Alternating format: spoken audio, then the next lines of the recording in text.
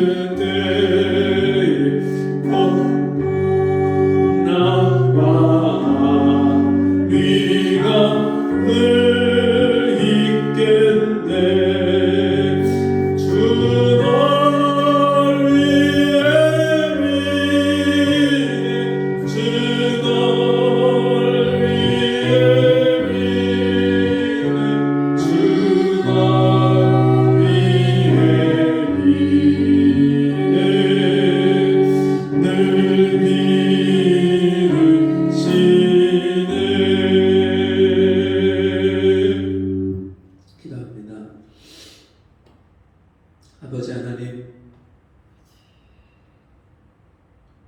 연약해서 수없이 넘어지고 주님을 배반하고 주님을 외면하고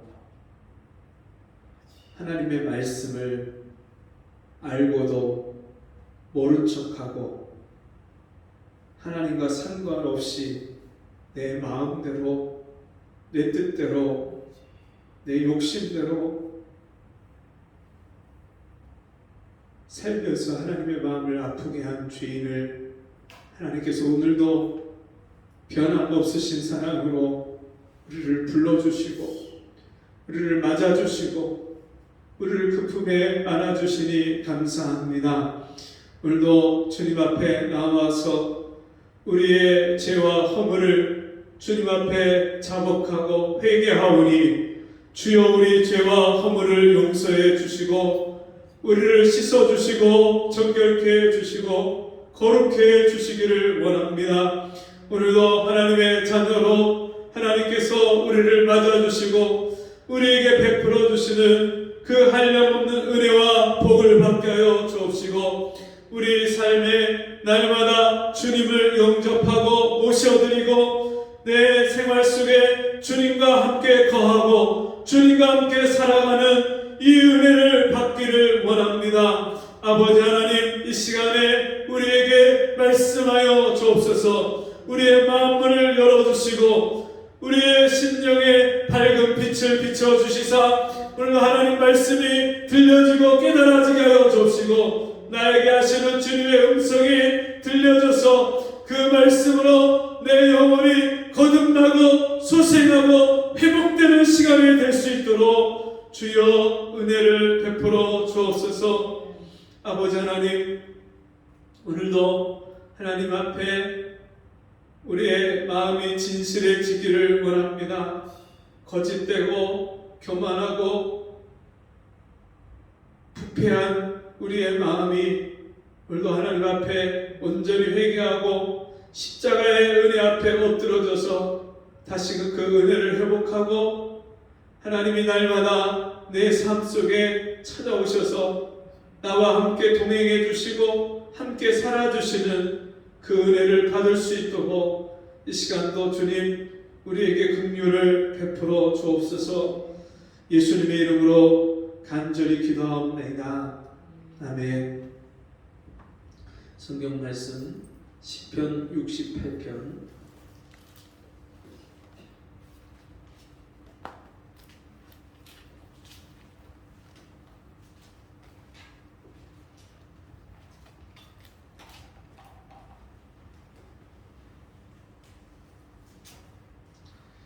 시편 68편 19절 20절 말씀 두 절 같이 읽겠습니다. 날마다 우리 짐을 지시는 주 곧 우리의 구원이신 하나님을 찬송할지로다. 하나님은 우리에게 구원의 하나님이시라. 사망에서 피함이 주 여호와께로 말미암거니와. 아멘. 우리 함께 따라해 보겠습니다. 구원의 하나님을 찬송하라. 구원의 하나님을 찬송하라. 며칠 전에 안타까운 소식이 들려왔는데 제주에 한 달 살기를 하고 그렇게 체험학습을 신청하고 떠났던 그 조유나 양의 가족이 완도에서 안타까운 그런 죽음을 맞이했다는 그런 소식을 듣게 됐습니다. 비트코인 투자해서 2천만 원을 손해보고 카드 빚이 1억 5천에 이르고 인생의 그런 무거운 짐을 어떻게 해볼 길이 없어서 할 방법을 찾지 못해서 극단적인 선택을 한 것으로 보인다는 그런 소식을 접했습니다. 여러분, 그 유나양의 가족뿐만 아니라 우리 이 세상에 사는 모든 사람들은 인생의 무거운 짐을 각자의 짐을 지고 살고 있습니다. 저마다 그 내용과 모양은 크기는 다르지만 사람마다 다 인생의 무거운 짐을 지고 살아가는 것을 보게 됩니다. 여러분, 이런 인생의 무거운 짐은 사실 어제 오늘의 일이 아니라 인류 역사상 인간이 이 땅에 있어온 이후로 아담 이후의 모든 사람들이 짊어지는 그런 인생의 무거운 짐입니다. 하나님이 아담을 찾아서 아담이 범죄한 후에 이렇게 말씀합니다. 아담에게 이르시되 네가 네 아내의 말을 듣고 내가 너더러 먹지 말라 한 나무 실과를 먹었은즉 땅은 너로 인하여 저주를 받고 너는 종신토록 수고하여야 그 소산을 먹으리라. 땅이 네게 가시덤불과 엉겅퀴를 낼 것이라. 너의 먹을 것은 밭의 채소인즉 네 얼굴에 땀이 흘러야 식물을 먹고 필경은 흙으로 돌아가리니 그 속에서 네가 취함을 입었습니다. 너는 흙이니 흙으로 돌아갈 것이니라 하시니라. 아담에게 하나님 뭐라고 말씀합니까? 선악을 알게 하는 나무의 실과를 먹었기 때문에, 하나님 말씀에 불순종했기 때문에 이제는 땅이 너로 인해서 저주를 받았어. 네가 종신토록 이 땅에 태어나서 죽는 날까지 종신토록 네가 수고하고 그 수고를 통해서 네가 그 땅의 소산을 먹는데 그것조차도 땅에서 엉겅퀴가 낳고 가시덤불이 나서 네가 고생하고 수고할 것이라고 말씀합니다. 그리고 이 땅에서 인생을 마치는 날 네 육체의 생명을 흙으로 빚었기 때문에 너는 흙으로 돌아갈 것입니다. 여러분, 이 아담 이후에 모든 사람이 다 먹고 사는 이 문제 때문에 인생의 어려움과 아픔과 슬픔을 겪으며 살아갑니다. 먹고 사는 문제. 늘 우리가 눈만 뜨면 물가가 올라가고 경제가 어려워지고 또 이런저런 안 좋은 소식들을 들으면서 또 우리가 인생을 하루를 오늘 내가 어떻게 살고 어떻게 돈을 벌고 어떻게 직장에 나가고 어떻게 일을 해결하고 어떻게 살 것인가 이런 염려와 걱정이 끊임없이 인간을 찾아오게 된 것입니다. 우리가 인생에 짊어져야 될 인생의 무거운 짐이 다만 먹고 사는 문제가 아닙니다. 자식을 길러야 되고 부모를 부양해야 되고 또 여러분 인간관계에 얽히고 설킨 그런 문제들을 해결할 수 없는 내가 그 문제를 해결을 해야 되고 이런 인생의 문제들, 어려움들 한두 가지가 아닌데 이런 인생을 사는 것 자체를 저주 가운데 산다고 성경은 말씀합니다. 하나님을 떠나서 하나님이 주시는 복과 은혜를 받지 못하고 사는 인생, 하나님과의 관계가 단절되고 끊어진 인생에게는 이런 인생의 저주가 끊임없이 찾아오는 거예요. 부모를 잃고 자식을 잃고 정말 눈에 넣어도 아프지 않는다고 말하는 그런 자식을 잃어버리고 평생을 슬픔 가운데 사는 사람, 믿었던 친구에게 배신을 당해서 빚을 지고 집을 잃어버리고 쫓겨나고 신용불량자가 돼서 그렇게 가정이 다 깨지고 어려움을 당한 사람. 여러분, 가정의 불화와 부모의 싸움 때문에 아이들이 방황하고 마음을 잡지 못해서 가출하고 집을 나와서 떠돌아다니고 좋지 않은 사람들을 만나게 되고 그렇게 자기 인생을 망가뜨리고 그렇게 인생을 포기하고 사는 그런 사람들이 얼마나 많은지. 한 해에도 수만 명씩 그렇게 집을 나가고 가출하고 어려움을 당하고 이게 지금 우리가 살아가는 그런 삶의 현실입니다. 학생들은 참 제가 지난주에 강남에서 초등학교 교사를 하고 있는 어느 교사 선생님의 세미나를 들었는데 그 선생님이 하는 이야기가 강남에서 학원마다 그 학원만 있는 게 아니라 학원과 함께 같이 뭐가 있냐면 소아정신과가 같이 그 학원 건물에 같이 있대요.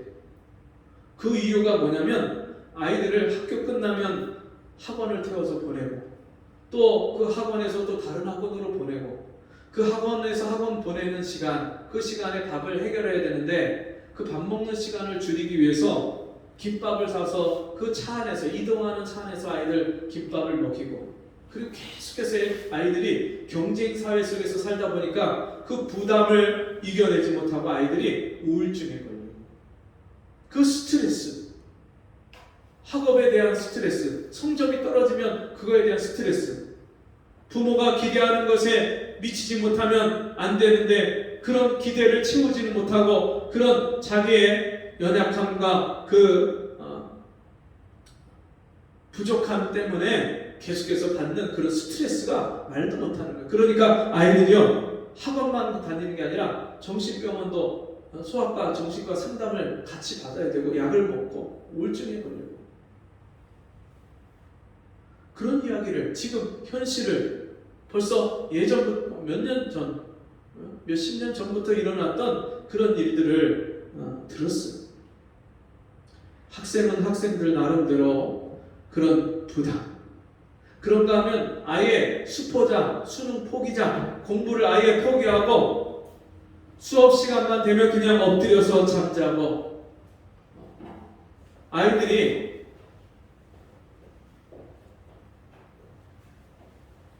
인생의 꿈도 희망도 비전도 없이 그렇게 인생을 살면서 앞으로 내 인생을 어떤 인생을 살아야 될지 길을 찾지 못하고 그렇게 안타깝게 방황하는 그런 아이들은 아이들 나름대로 그런 인생의 짐을 지고 살고 있습니다. 여러분, 예전에 우리가 자라왔던 시대보다 앞으로 우리 학생들, 청년들이 살아가는 시대가 더 어렵고 힘들고 험악한 시대.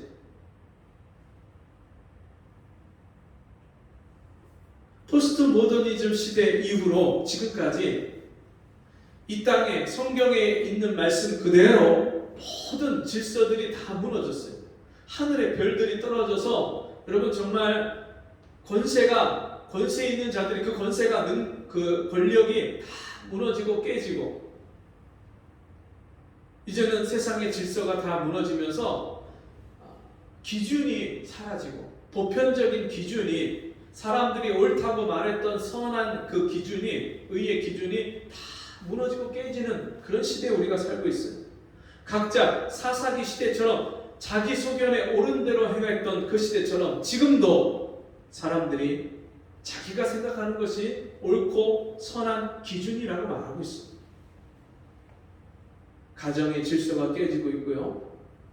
학교에서의 선생님과 제자 사이에 있어야 될 그런 이해가 다 무너지고 있고요. 세상의 도덕적이고 상식적인 그런 기준이 사회 질서 속에서도 다 무너지는 그런 시대에 우리가 살고 있어요. 어른에 대해서 젊은 사람이 어린 사람이 존경하고 공경해야 되는 것이 마땅함에도 이제는 어른을 무시하고 자기도 나이가 먹고 자기가 늙어갈 것을 알지 못하고 그렇게 함부로 대하는 그런 시대에 우리가 살고 있어요. 말세가 되어질수록 사랑이 식어지고 무정해지고 돈을 사랑하고 자금하고 교만하고 하나님을 두려워하지 않는 그런 시대가 될 것을 성경이 말씀한 그대로 지금 가면 갈수록 더하고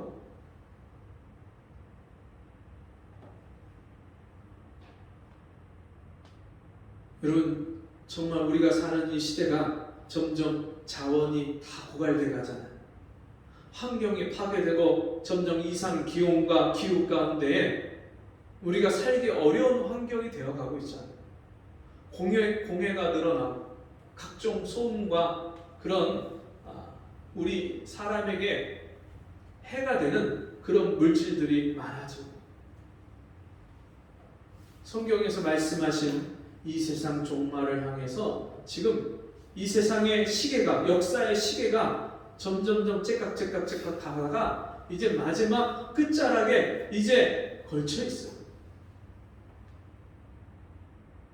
사람들이 불안하고 자기 미래에 대해서 불확실하고 불안한 시대를 살아가고 있습니다.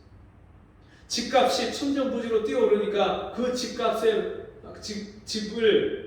집의 문제, 거주의 문제를 해결하기 위해서 우리가 영끌한다 그러잖아요. 영혼까지 끌어서 빚을 내서 그 집을 사고. 근데 지금 이제 이자가 막 올라가잖아요. 그 빚을 낸 금융융자한 그 이자가 내가 생각했던 것을 뛰어넘어서 한 달에 이자가 몇 백씩 몇 천씩 막 쏟아지는데 그것을 감당하는 것이 어려워요. 우리 아이들이 자녀들이 살아가는 시대 앞으로 어떤 시대를 살까? 이런 한 가정이 아빠와 엄마와 자녀들과 형제들과 같이 함께 살아가는 이런 상식적이고 보편적인 그런 가정의 질서가 이제는 동성연애, 동성혼을 통해서 남자가 결혼을 해서 부부가 되고 여자가 결혼해서 부부로 사는 것을 인정해 달라 하고, 그것을 이 사회 속에 있는 다양한 한 면의 한 부분으로 그렇게 이야기하면서 이제는 그것을 잘못됐다고 옳지 않다고 말하는 사람들, 그런 사람들을 오히려 잘못된 사람들이라고 몰아붙이는 그런 시대가 되어가고 있습니다.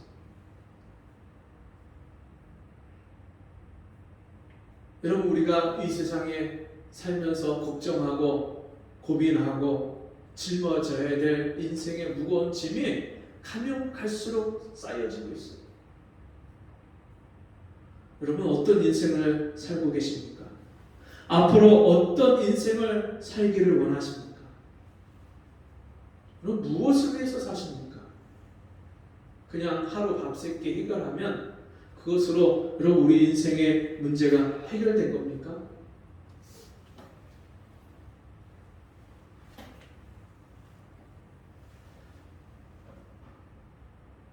예전처럼 정말 내 인생이 뭘까? 내 존재가 내가 누굴까? 내가 이 땅에 왜 태어났고 무엇을 위해서 살다가 내가 죽으면 어떻게 되는가? 심각하게 자기 인생을 돌아보고 고민하는 사람들을 찾기가 어려워졌어요. 그냥 사람들이요, 그냥 패스트푸드처럼 그냥 순간순간 눈에 보이는 거, 닥친 현실, 보여지는 거, 들려지는 거, 거기에 대해서 그냥 순간순간 반응하면서 그렇게 살아가요. 돈이 없으면 그냥 돈 벌고, 먹을 게 없으면 먹을 거 채우고, 어디 아프면 그냥 가서 치료받고, 뭐 재미난 거 있으면 보고 즐기고 듣고, 그냥 그게 다예요. 보암직하고 먹음직하고 지혜롭게 할 만큼 탐스럽기도 한지라 육신의 정욕과 안목의 정욕과 이생의 자랑, 그냥 눈에 보여지고 손에 보여지고 감각 잡혀지고 이 손으로 만져지고 감각되는 오감, 이 육신으로 감각하고 느낄 수 있는 것들, 그것을 인생의 전부라고 여기고 그것만 생각하고 순간순간 거기에 대해서 반응하면서 살아요. 인격의 깊이가 없고요. 사람이요, 그 마음에서, 영혼에서 깊이 우러나오는 향기가 없어요. 그냥 기분 나쁘면 그냥 생각나는 대로 말을 쏟아내는 거예요. 그냥. 감정을 그냥 막 쏟아내는 거예요. 참지 못하고 분노 조절 장애. 저희 아이가 중학교 1학년인데 초등학교 5학년 아이들이 뭐 어떤 걸 갑자기 놀리기 시작했대요. 근데 처음에 그런 동생들이고 어린 아이들이니까 자기가 처음에 막 화가 나서 화를 냈다가 나중에 선생님이 참을인자 3번을 생각하고 참아라, 그런 얘기들. 내가 참을인자 얼굴에다가 써가면서 참을인자를 써가면서 참고 그렇게 했다고. 근데 이제 지금은 그 아이들이 그렇게 하는 거에 대해서 화가 나지 않고 참을만하다고 그런 얘기를 들려주더라고요. 근데 여러분, 정말 우리가 가면 갈수록 조금만 내 마음을, 내 신경을 거스르는 일이 있어도 그냥 참지 못하고, 앞에서 차가 조금만 늦게 출발해도 빠박 하고, 누가 그냥 끼어들면 그냥 그것 때문에 또 신경질 부리고 창문 내리고 막 욕하고. 이제 점점 가면 갈수록 우리 인격의 깊이가 얕아지고요. 옛날에는 사색이라는 것을 참 생각을 깊이 하는 사람들이 많았잖아요. 지금은 그런 생각을 깊이 있게 하는 사람은 없어요. 여러분, 유행가 가사, 지금 제가 지금 좋아하고 듣는 그런 유행가 가사가 없지만 가끔씩 들려오는 가사들, 또 우리 아들이 가끔씩 부르는 그런 노래 가사들을 이렇게 보면 제가 어렸을 때 자라날 때 들려왔던 그런 노래 가사하고 굉장히 큰 차이가 나요. 옛날에 대학 가요제 이런 데 나왔던 그런 노래 가사나 이런 내용들을 보면 그래도 인생이 뭔가 삶에 그런 의미를 찾으려고 애를 쓰고 또 서정적이고 깊이가 있는 그런 가사들이었다면 지금은요 정말 너무나도 질이 낮고 가십거리 그냥 말로다가 쉽게 내뱉는 그런 깊이 생각 없이 그렇게 내뱉는 노래 가사들로요 꽉 채워졌어요. 그리고 가면 갈수록 가수들이나 이런 사람들 보면요 선정적인 옷이나 몸을 드러내고 그리고서는 사람들에게 그냥 눈요깃거리로다가 그렇게 인기를 얻으려고 하는 그런 모습들. 여러분 이 시대 가운데 이 세상 가운데 오늘 저와 여러분은 어떤 인생의 짐을 지고 어떤 인생을 생각하고 살아가고 있습니까? 여러분 우리보다 먼저 이런 인생을 경험하고 맞이하고 살았던 한 사람이 있습니다. 다윗입니다.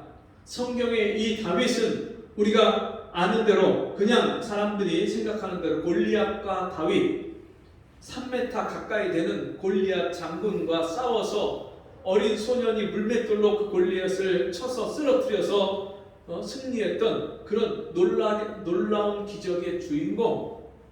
사람들 그 정도 기억하는 세상 사람들이 알고 있는 소식 그런 내용입니다. 그런데 여러분 이 다윗이 골리앗을 쓰러뜨린 이후로 그 나라의 초대 왕인 이스라엘의 왕인 사울 왕의 오른팔로 전쟁의 장수로서 장군으로서 등용이 되고 쓰임 받습니다.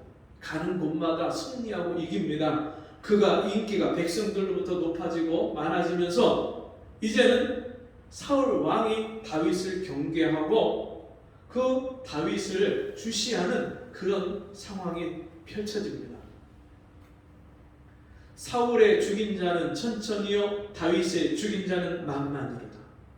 다윗이 사울보다 더 큰 업적을 내고 백성들에게 칭송을 받기 시작하니까 사울 왕이 자기의 지위를 빼앗길까 두려워하고 왕의 자리를 빼앗길까 두려워하고 다윗을 시기하고 질투하고 죽이려고 합니다.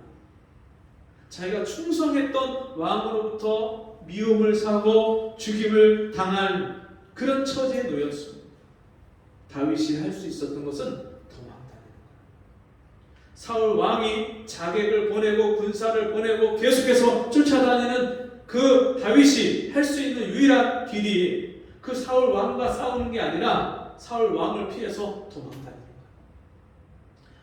능히 싸움을 하면 또 군사들이 자기를 더 따르고 그 싸움에서 이길 수 있는 다윗이었지만 하나님이 기름 부어 세우신 왕 사울 왕을 대적하지 않고 싸우지 않고 도망만 다닙니다. 비참한 가운데 도망다닙니다. 황무지로 사람들이 살 수 없는 사람이 군사들이 쫓아올 수 없는 그런 황무지 동굴 산속 이런 데를 피해서 도망다닙니다. 나중에 하나님이 그 사울 왕을 하나님이 블레셋의 손에 붙여서 죽게 하시고 그리고 그 사울 왕의 왕위를 다윗에게 넘기셔서 이 다윗이 이스라엘의 왕이 됐는데 여러분 그리고 나서 이 다윗이 그 당시에 가장 큰 나라의 왕이 된 후에 그 마음이 높아지고 교만해져서 이제는 자기가 전쟁에 나가서 직접 싸우지 않아도 될 정도로 군사들이 장군들이 알아서 나가서 전쟁을 치르고 나라를 지킬 수 있는 그런 상황이 되었을 때 그가 한가롭게 왕궁 위에서 거닐다가 지붕 위에서 목욕하는 우리아의 아내 밧세바를 보고 그를 범하고 그 죄를 숨기기 위해서 그 우리아가 전쟁에 나가서 싸우고 있는데 그 전쟁을 지휘하는 요압 장군에게 편지를 보내서 이 우리아를 전쟁이 가장 극렬한 곳에 맨 앞에 선봉에 서게 하고 너희는 뒤로 빠져라. 블레셋 사람의 손을 빌려서 그 우리아를 죽입니다. 그 죄를 덮으려고 그런 일을 행했을 때 나단 선지자가 와서 그 죄를 책망하고 그 하나님이 나단 선지자를 통해서 다윗의 죄를 책망하실 때 그 다윗이 그 앞에 엎드러져서 회개하고 하나님 앞에 죄를 자복합니다. 근데 그 일로 인해서 마귀에게 틈을 타고 그리고 나서 끔찍한 일들이 그 다윗의 가정에 벌어집니다. 자기 아들들끼리 서로 치고받고 싸우고 죽이고 그리고 자기가 정말 그렇게 믿고 함께 전장에서 생사고락을 같이 했던 충성스러운 신하인 요압이 자기를 배반해서 자기 아들과 함께 반역을 하는 그런 일들이 벌어집니다. 인생의 이런 험한 일들을 겪으면서 다윗이 하나님 앞에 자기의 죄를 깨닫고 그때마다 하나님 앞에 죄를 회개합니다. 그리고 하나님 앞에 기도할 때마다 하나님이 그 기도를 들으시고 도와주시고 해결해 주시는 그 놀라운 은혜를 받습니다. 66장 시편 66장 18편을 보면 18절을 보면 내가 내 마음에 죄악을 품으면 주께서 듣지 아니하시리라. 그러나 하나님이 실로 들으셨으며 내 기도 소리에 주의하셨도다. 하나님을 찬송하리로다. 저가 내 기도를 물리치지 아니하시고 그 인자하심을 내게서 거두지도 아니하셨도다. 다윗에게도 인생에 그런 짐들이 많이 있었어요.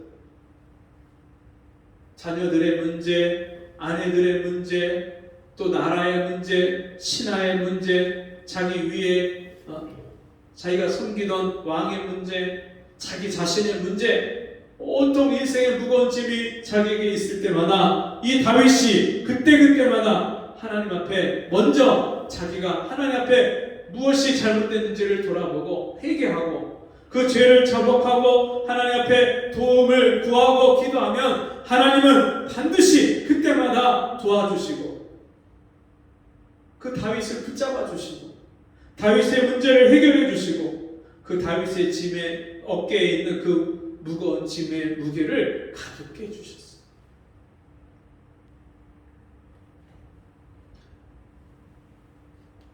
여러분 우리 인생에 이런 다윗처럼 하나님 말씀대로 산다고 하면서 하나님의 자녀이면서도 인생의 무거운 짐이 우리에게도 있지 않습니까? 여러분 예수를 믿는다는 것은 그냥 예수 믿고 죄 용서받고 구원받아서 영원히 천국 가는 거 여러분 단순히 그런 이유로 인해서 그것이 목적이 돼서 예수를 믿는 게 아닙니다. 그리고 그것이 예수 믿는 믿음의 전부의 내용이 아닙니다.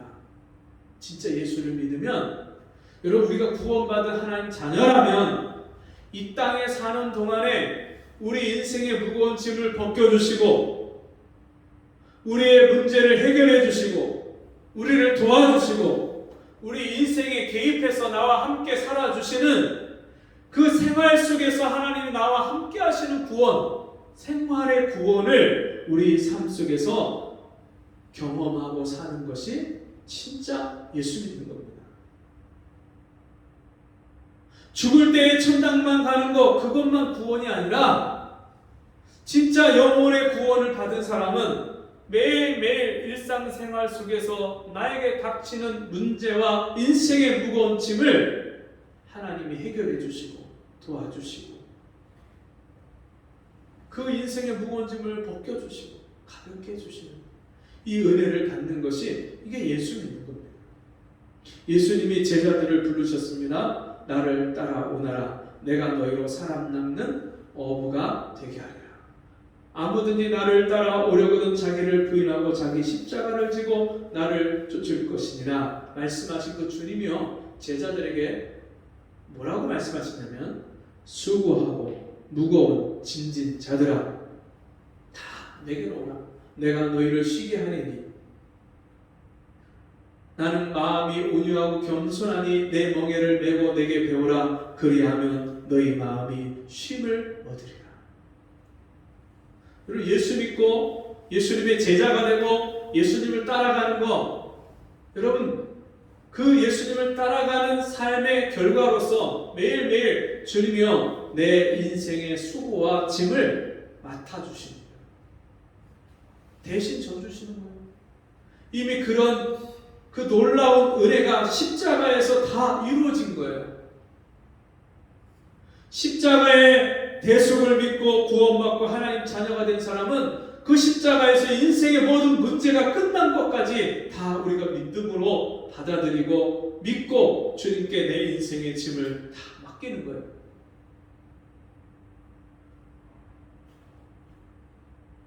여러분 인생의 짐을 주님께 다 맡기셨습니까?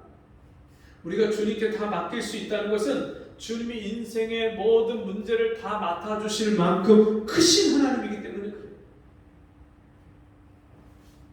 주님이 우리에게 짐을 맡기라고 그렇게 말씀하시는 거, 내가 너희 짐을 다 맡아주겠다고 말씀하시는 것은 그 인생의 모든 짐보다 문제보다 하나님이 더 크신 하나님이시기 때문에 그렇게 말씀하시는 거예요. 근데 그 짐을요 가끔씩 어쩌다가 맡기는 게 아니에요. 1년에 한 번 맡기는 게 아니에요.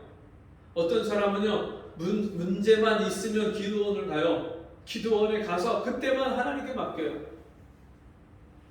어떤 사람은요 교회에 행사가 있거나 부흥회가 있거나 수련회가 있거나 그러면 거기 가서 1년에 한 번, 두 번 가서 거기서 인생의 모든 짐을 맡기고 내가 여태까지 지었던 죄를 거기 가서 한 번에 다 회개하고. 여러분 그게 아니에요. 주님은요 언제요? 날마다 때마다 주님이 우리의 짐을 맡아주시기를 원하십니다. 날마다 우리 짐을 지시는 주, 날마다 우리 짐을 져주시는 거예요. 곧 우리의 구원이신 하나님을 찬송할지로다. 영혼의 구원을 받은 사람은 매일매일 내 인생의 짐을 맡아주시는 생활의 구원까지 이루어주신 그 주님을 찬송하지 않을 수가 없는 거예요. 매일매일 일상생활 속에서 내 인생의 짐을 맡아주시는, 대신 져주시는 그 주님을 여러분 경험하고 계십니까? 그러면 매일매일 하나님을 찬송하는 그 찬송이 나와요. 매일매일 하나님을 찬송하지 않는 사람은 매일매일 내 일상생활 속에서 나를 도와주시고 내 인생의 짐을 져주시는 그 주님을 믿지 않는 거예요. 왜 그 주님을 못 믿냐면 내 영혼의 구원을 받지 못했기 때문에 그 주님을 믿지 못하는 거예요. 내 일상생활 속에서 나와 함께 살아주시는 그 주님, 그 주님이 나를 구원해 주신 주님이에요. 그 구원의 하나님을 찬송할지니라. 다윗은 날마다 이 구원을 경험했기 때문에 그 구원의 하나님을 하루 7번 찬송하리로다. 하나님을 날마다 하루 7번씩 찬송하는 그런 삶을 살 줄 믿습니다. 하나님은 우리에게 구원의 하나님이시라. 사망에서 피함이 주 여호와께로 말미암거니와. 여러분 우리가 인생을 열심히 살잖아요. 잘 살려고 살잖아요. 오래 살려고 살잖아요. 살려고 하는데 우리가 살아가는 이 세상은 사망이 항상 공존하는 거예요. 삶과 죽음이 함께 가요. 살려고 하는데 죽어요. 사는 것 같은데 죽음을 향해서 점점점 더 가까이 가고 있어요. 하루 살고 나면 하루 죽음이 더 가까이 오는 거예요. 근데 우리 예수 믿는 사람에게는 죽음이 없어요. 육신의 죽음이 없다는 말이 아니에요. 영원한 멸망, 영원한 죽음이 없다는 거예요. 죄와 사망에서 생명의 성령의 법으로 우리를 해방하셨기 때문에 예수 믿는 사람에게는 영원한 죽음, 영원한 사망이 없어요. 하나님이 세상을 이처럼 사랑하사 독생자를 주셨으니 이는 저를 믿는 자마다 멸망치 않고 영생을 얻게 하려 하십니다. 예수 믿으면 영원한 생명을 얻고 영원한 사망이 지나간 거예요.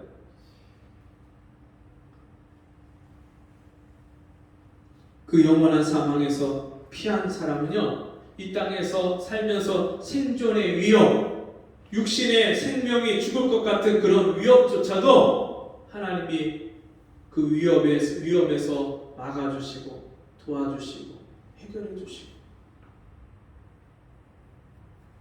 수많은 사람들이 죽을 것 같은 인생의 아픔과 슬픔을 경험할 때 거기서 우리를 꺼내주시고 건져주시는 이 놀라운 은혜를 받는 줄 믿습니다.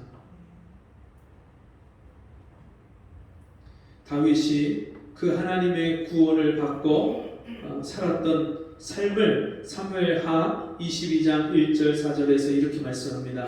여호와께서 다윗을 모든 대적의 손과 사울의 손에서 구원하신 그날에 다윗이 이 노래의 말씀으로 여호와께 아뢰어 내가 찬송 받으실 여호와께 아뢰리니 내 원수들에게서 구원을 얻으리로다. 아멘.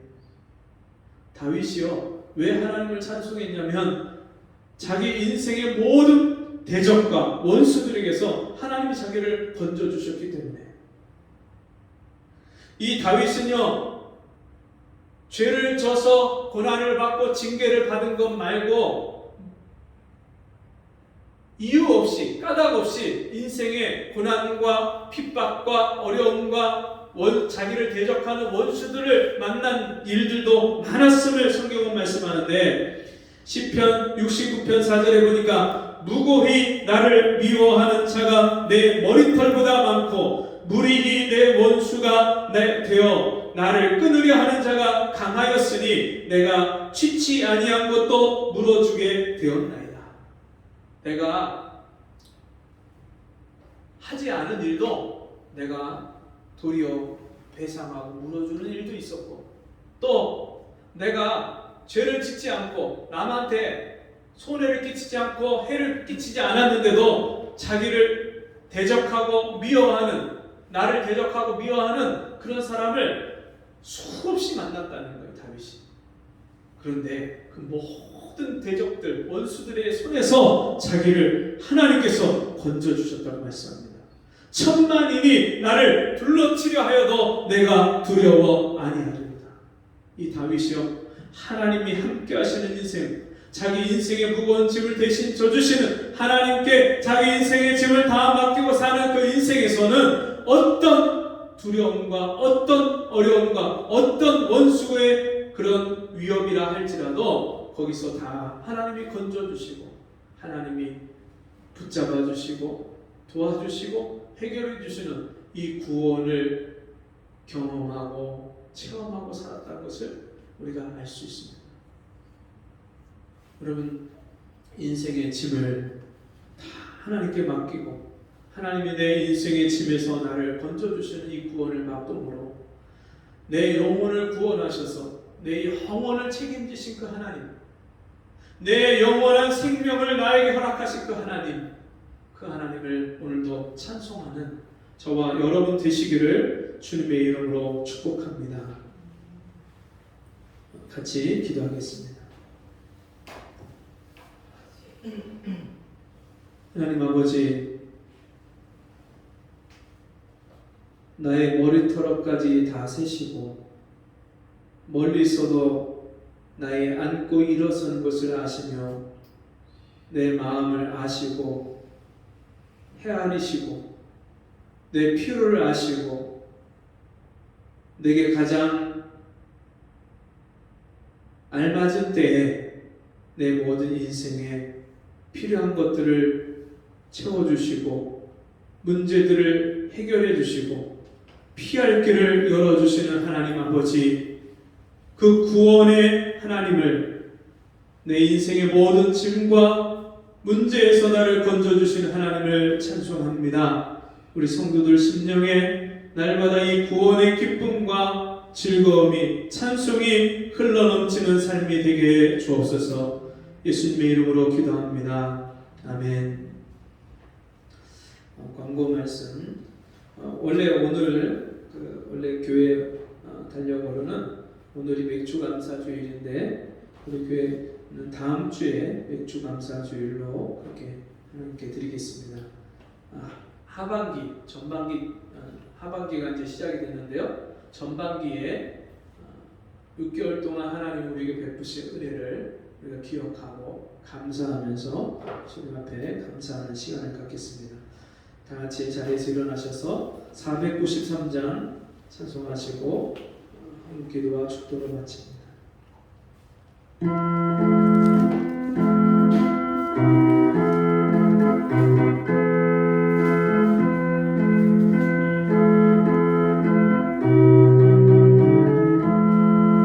나 이제 주님의 새 생명 얻은 옛 것은 지나고 새 사랑이로다. 그 생명 내 맘에 강같이 흐르고 그 사랑 내게서 배같이 빛난다. 영생을 맛보며 주 안에 살리라. 오늘도 내일도 주 함께 살리라. 주 안에 감추인 새 생명 얻으니 이전에 줬던 것 이제는 값없다. 하늘의 은혜와 평화를 맛보니 찬송과 기도로 주 함께 살리라. 영생을 맛보며 주 안에 살리라. 오늘도 내일도 주 함께 살리라. 산천도 조목도 새 것이 되었고 죄인도 원수도 친구로 변한다. 새 생명 얻은 자 영생을 맛보니 주님을 모심만 새 하늘 이루다. 영생을 맛보며 주 안에 살리라. 오늘도 내일도 주 함께 살리라.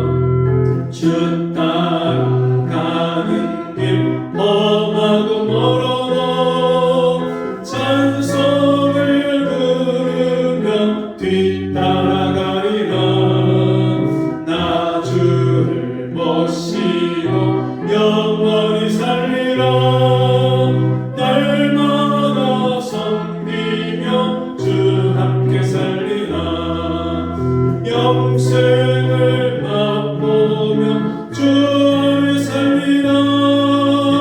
오늘도 내일도 주 함께 살리라. 하나님 아버지, 오늘도 우리에게 구원의 하나님을 찬송할 수 있게 하심을 감사합니다.